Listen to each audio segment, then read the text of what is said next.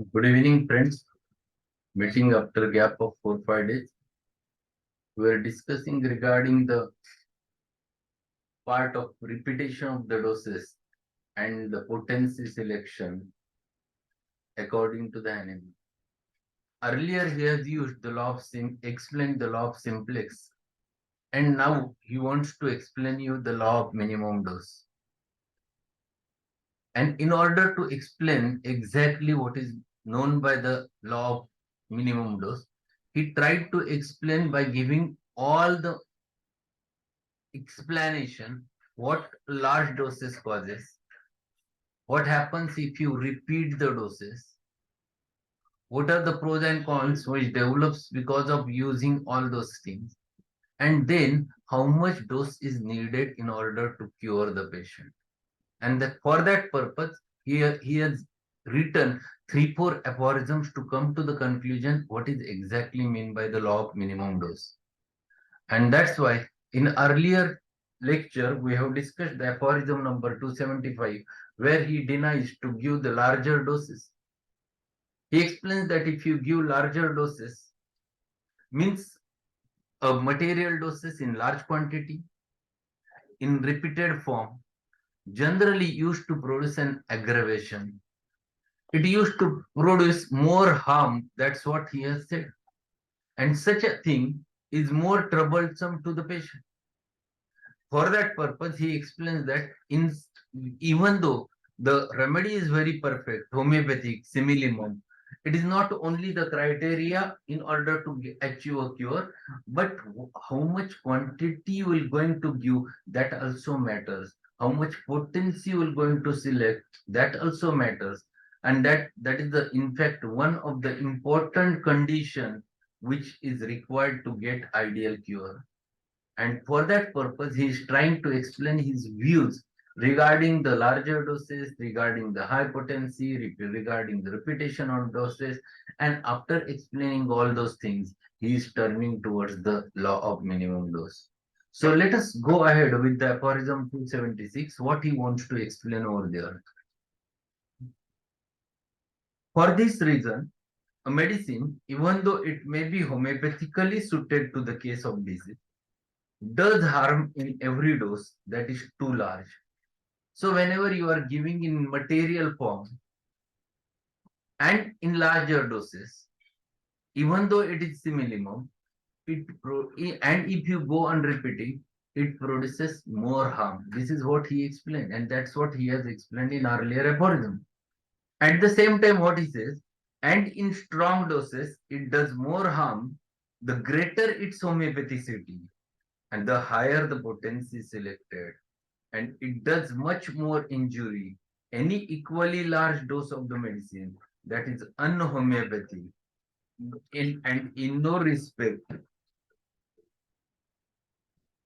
and in no respect adapted to the morbid state that is allopathy. See what he says, if you give a very perfect homeopathically selected remedy in larger doses, it used to produce harm. And if you choose a remedy which is unhomeopathic, and if you give it in higher potency, and if you repeat it, it also used to produce a damage. So both the things are necessary.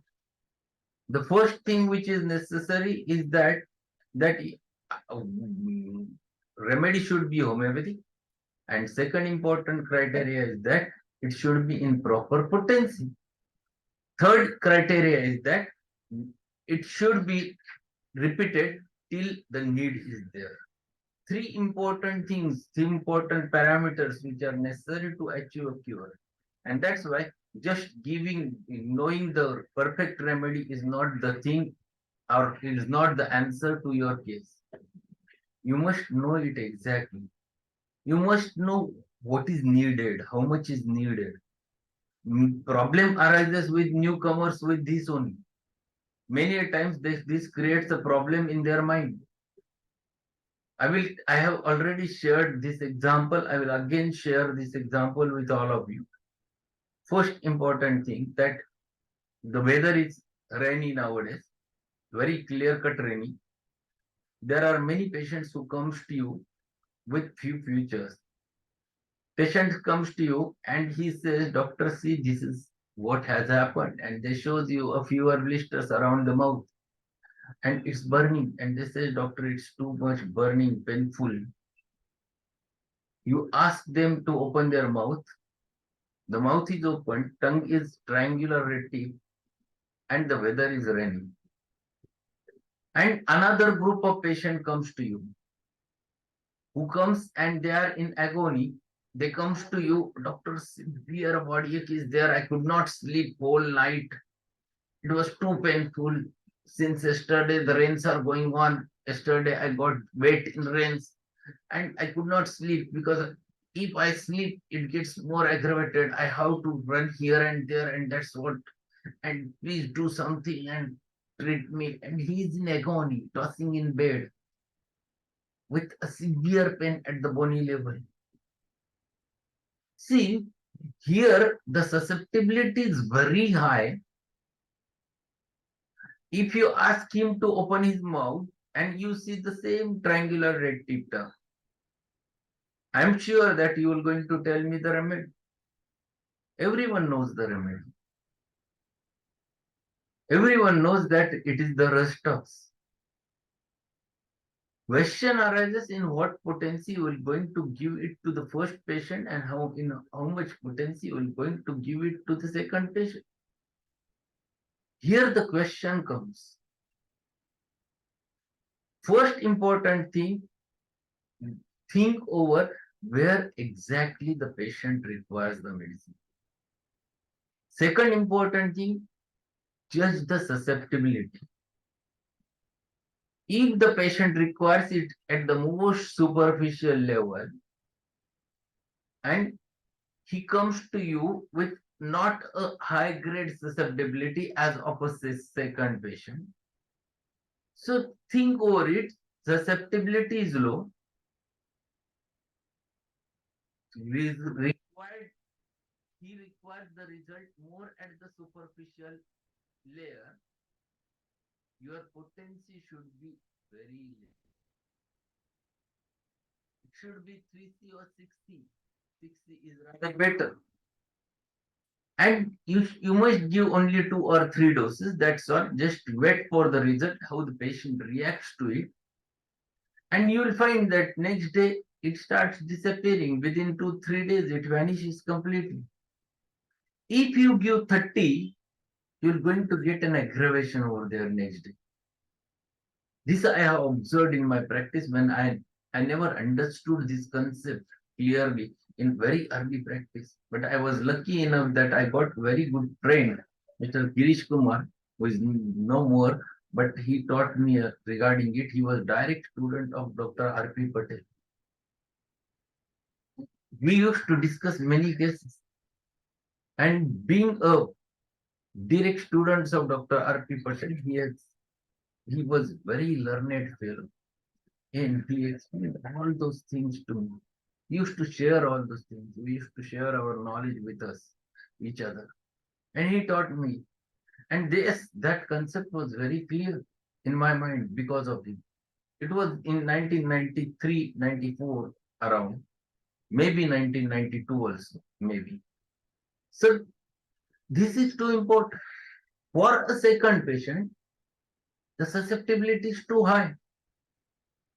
So he requires it not in larger doses, but in a minute doses, means high potency.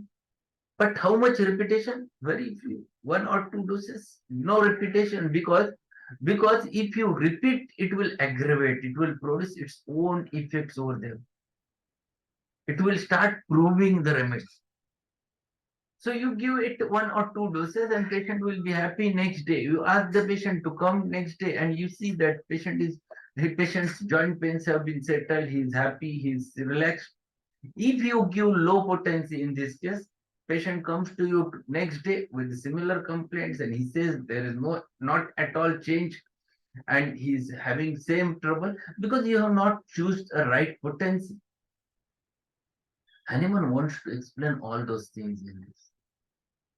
He wants to explain exactly what exactly those things. So, if the susceptibility is high, potency is high, repetition is less. If the susceptibility is low, potency should be low, and repetition till the susceptibility gets aroused. These are two important parameters. Keep it in your mind always. Second important thing, judge exactly where do you want the result. If it is more superficial, lower the potency. If it is more inside, deepest level, that is bony level, at the physical structural level, bones are the most deepest, then higher the potency. In between, you require medium potency. And if you require result at the metaphysical level, that is at the level of a mind, then you go rather high.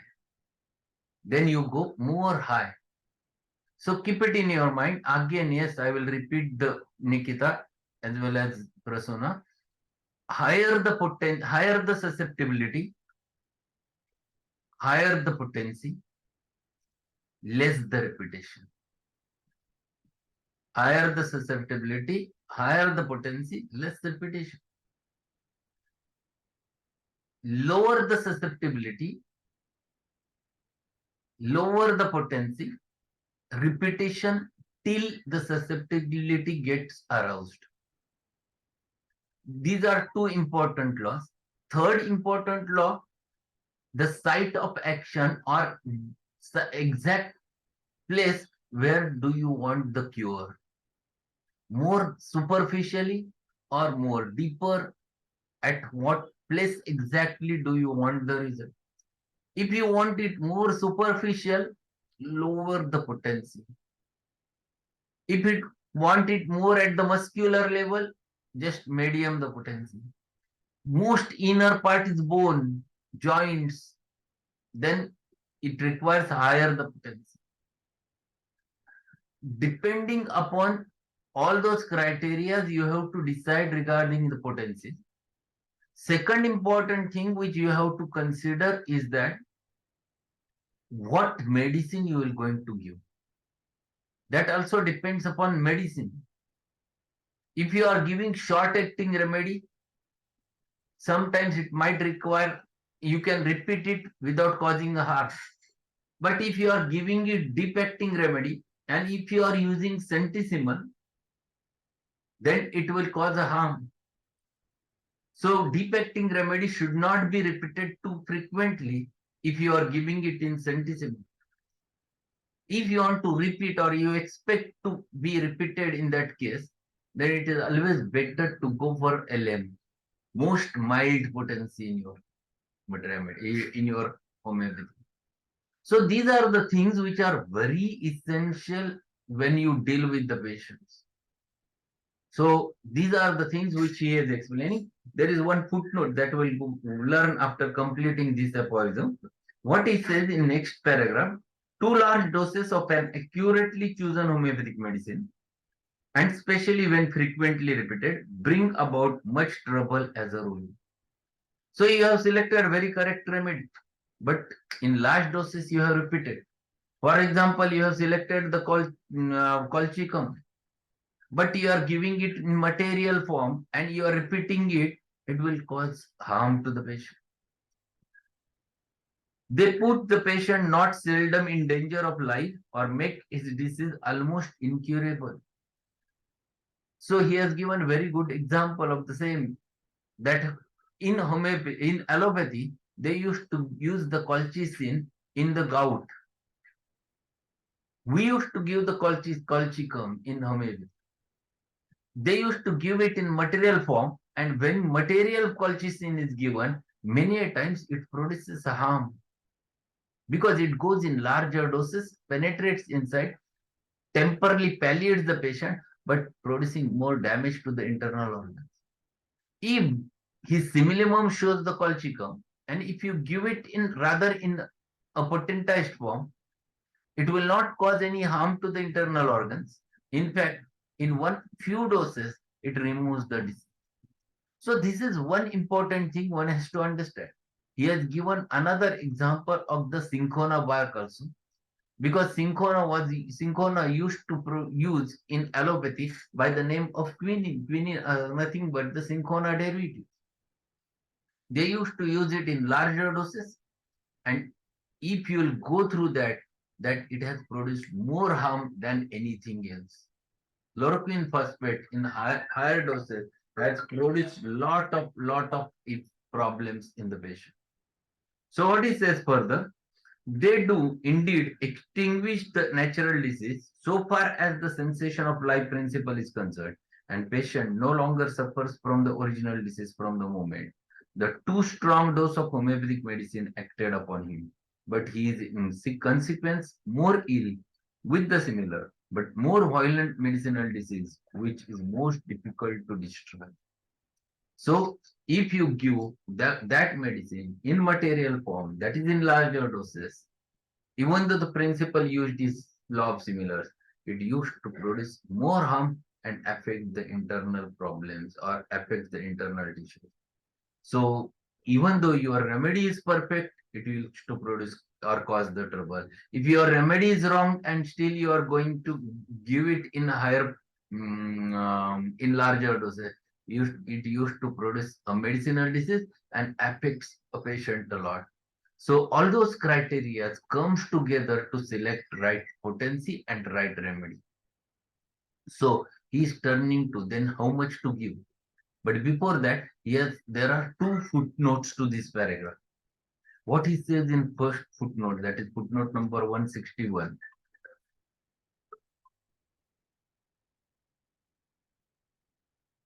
The praise bestowed of late years by some few homeopathists on larger doses is owing to this.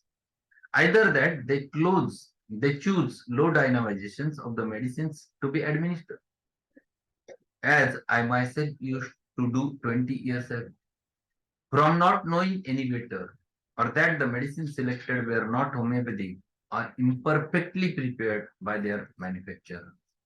So Hahnemann explained that thing which he has explained in first paragraph of this aphorism, that he also used to give the homeopathic medicine in very low potencies or either in material form. And because of experimentation, sorry,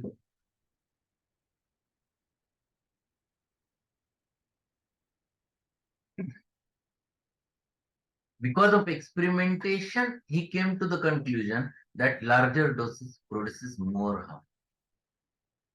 There were many people who considered how this high potency or minimum dose will going to work. They used to give it larger doses. Hahnemann said, people were not understanding what I want to say. I have experimented, and because of which I came to the conclusion that it used to produce harm in larger doses. But people, they were not accepting that how this much minute dose will going to work. And they used to give it in larger doses and used to produce their harm. And then if remedy is unhomeopathic, how it used to produce a problem. That also he explains in one more footnote, footnote number 162. Thus, the continuous use of aggressive allopathic large doses of mercurials against syphilis develops almost incurable mercurial malady. When at one or several doses of a mild but active mercurial preparation would certainly have radically cured in few days the whole venereal disease, together with chancre, provided it had not been destroyed by external measures, as is always done by the allopathy. For the syphilis, specifically for primary syphilis, when primary chancre is there, allopaths used to use only mercurial preparations. That was the only line of treatment, and that's why in our Materia Medica there is one sentence comes: bad effects of mercury in Hepar in mercury. We get this sentence. This is nothing but the local application of mercurial preparation to remove the chancre. So what is it? Those larger doses used to suppress that thing. Patient remains in a deceived mood, that he never understands what is happening. He feels that his ulcer has vanished, but disease has transmitted internally. It has gone internal organs, affects the internal vital organs, and later, if the patient's strength is good enough, it comes again. But if patient strength is not good enough, then it turns towards more vital organs and used to produce more damage to the patient's health. But if same patient, with on the basis of symptom similarity, found that mercury is the remedy, he says that you give it in dilutions or in the potentized form, and just give 1 or 2 doses, and the ulcer will be vanished internally, not by external means. So the remedy worked in potentized form in homeopathy, and remedy will work going to produce a harm in the material doses or in the local application, and this is what he wants to explain. In the same way, the allopaths give the Peruvian bark, that is cinchona, and quinine in intermittent fever daily in very large doses, where they are correctly indicated, and where one very small dose of highly potentized China would unfailingly help in march intermittents, or even in persons who were not affected by any evident soric disease. So another example which he explains over there is related with the Peruvian bark. The quinine, that is the most important line of treatment earlier for the malaria. And how much dose they used to give it? There was famous drug, that is Lariogo, containing chloroquine phosphate, 250 milligram per tablet. And what was the dose used to give? 1 gram stat, that is 4 tablets to be given stat. After 6 hours, 500 milligram, 2 tablets. And then 250 milligram BD. This much large dose used to produce a very much harm to the patient. Many patients used to get the gastritis because of it. I have seen many patients have developed the ophthalmological problems like diplopia. I have seen one case where the malaria was suppressed with the help of this, and patient within span of 15 days land into the leukemia, and that case was in the last phase of his life, was treated by me. When patient was semi-comatose condition, I have seen him at home, whose count was 2,31,000. He was sent back by the Tata Memorial Hospital. And I selected for that case, depending upon his whatever the external features and whatever information I got from the parents, I have selected the Barretta iodide. And after giving Barretta iodide, patient came into consciousness. His count within 6 days came down to 3,400, and his blood parameter shows again a falciparum malaria, which was suppressed 1 year back. This much of suppression can happen because of the large doses of the medicine used on the basis, not on the basis of law of similar, but on the basis of unhomeopathic prescription. And this is what he explains over there. What he further says, a chronic China malady, coupled at the same time with the development of psora, is produced, which, if it does not gradually kill the patient by damaging the internal important vital organs, especially the spleen and liver, will put him, nevertheless, suffering for years in a sad state of health. And this is what I have seen in that patient, whose spleen was very huge, his liver was enlarged. Even patient was lying on the examination table. I was able to look after him and his spleen just with the naked eye. That much huge spleen has developed in that patient. So these were the dangerous effects which can happen. I have treated him with that Barretta iodide and one more drug that is called the egg cake of malaria. Remedy is, anyone knows?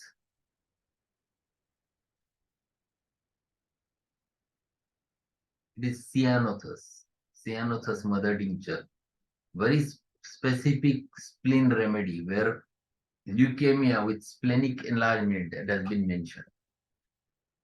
So larger doses used on the unhomeopathic principle used to produce the damage. That's what he wants to explain.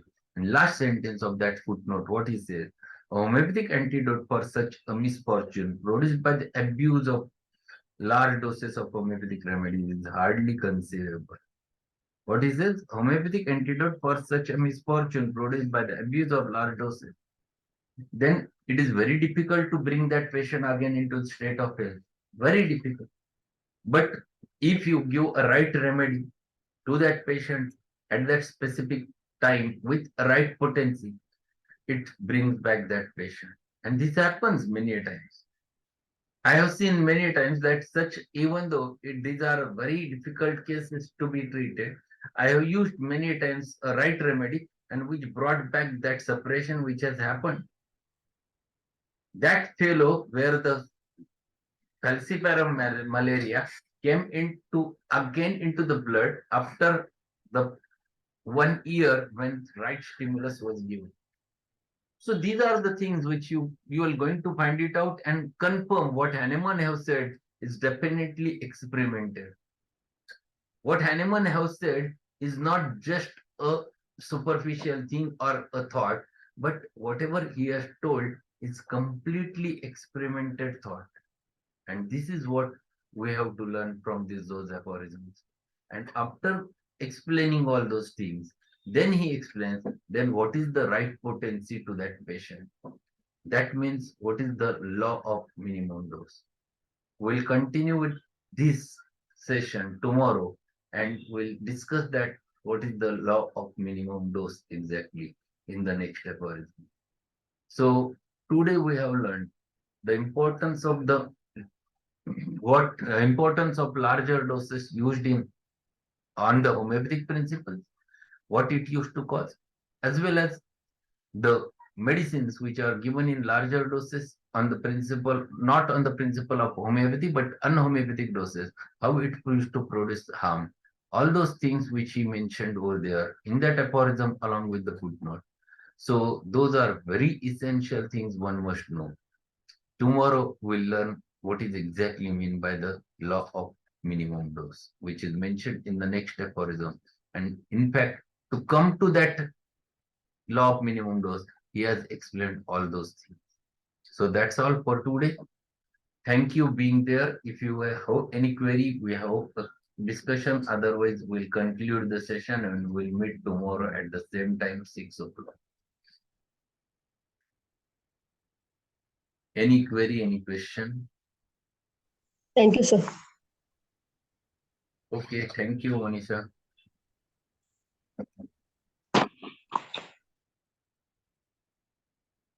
So we'll meet tomorrow at 6 o'clock sharp with next aphorism. We are on concluding part of the organ of medicine, and it is a big thing which has happened that whole commentary is there in the about the organ of medicine on YouTube. So ask your friends to go through that so that they will learn a total Hahnemannian aspect of understanding regarding the homeopathy, and that will be more practical and clinical and helps in practice. So thank you being there. There are many senior practitioners who are there. Dr. Raut sir is there, then Dr. Satyanarayanji is there.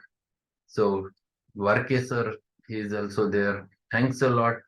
There are many people who have joined from abroad also. So thanks a lot. We'll meet tomorrow, 6 o'clock. Thank you, sir. Thank you, sir.